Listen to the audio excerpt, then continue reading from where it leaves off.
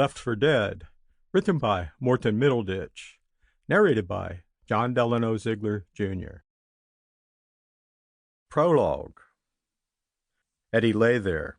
He was feeling incredibly hot. He could not believe how hot, and he didn't have a clue why, or where he was. He was awash with sweat all over his body, but the discomfort was nothing compared to the searing pain in his shoulder and intense throbbing in his head. Where was he? Where could he be that made him feel this way? He could hardly keep his eyes open. He wanted to sleep, to stop the pain. Within what seemed a few seconds, he had gone from burning up to feeling intensely cold. So cold that his body started to shake. His teeth were chattering. Was his mind playing tricks? From hot 1 minute, how could he feel so cold the next?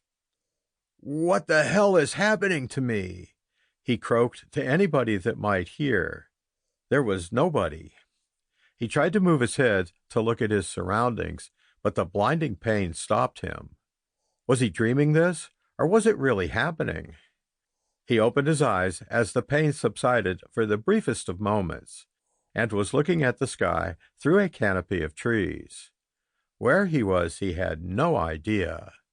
He could hear no voices, so he assumed he must be alone. If he was alone, he was in real trouble. He reached across to touch his shoulder. It was wet and sticky with blood. God, he wished he hadn't done that. The pain racked him. He felt his body was going to explode. So he just lay there, breathing in short gasps, trying to remember what had happened and where he was. What he had yet to figure out was he was in the Peruvian rainforest, somewhere near Machu Picchu. What he was doing there was looking for his girlfriend who had gone missing. The pain in his shoulder was a bullet wound. Dramatic as it sounded, even to him, with blood oozing from his wound, it was just dawning on him this might be terminal. Death at 33 was not something he had planned for. Eddie lay there wondering what to do. Even in his delirious state, he could work out if nobody was around to help. It was odds on he really was going to die. That was about the most lucid Eddie was going to be for the next hour or so, as he continued to drift in and out of consciousness. He was scared, but powerless to do anything to help himself, or decide what to do next. Since he had first gained consciousness, he guessed perhaps an hour might have passed, but the light shining through the tree canopy was still bright. Or was he now hallucinating? Was this the beginning of the end? Was this the start of his death? Maybe this was the moment of tranquility before you meet the Grim Reaper. Was this being at peace with yourself? He was so tired, and the pain for a brief moment did not seem so intense. So, was this the end? Well, if it was, he was not enjoying the experience. And that brief moment he made up his mind. He was not going to die without a fight. The wound would be the main problem, but he would need water and something to stop the bleeding. He had water in a bottle attached to his belt. He could feel it. He appeared to be laying half on it. He had a Swiss Army penknife with useful gadgets so he could cut up his t-shirt as a bandage. So, this was his choice.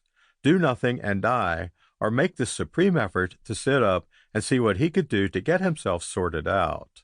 It seemed near impossible, if every time he moved, the pain made him lose consciousness. He had to try, and he started to lever himself into a sitting position. That was the last thing he remembered of that day. Chapter 1. Detective Sergeant Samantha Jones, Sam to her friends, which included just about everybody in the drug squad, was leaning against her desk, sipping a cappuccino she had just collected from the coffee machine. Detective Chief Superintendent Callaghan's office and the interview rooms were the only rooms with solid walls in the large open-plan office, other than a few glass-sided cubicles. Sam liked the layout. It created a greater team spirit in the department, and in a male-dominated environment, this was valuable. She had been chatting to the only other woman in her department, waiting to be summoned. Sample complete. Ready to continue?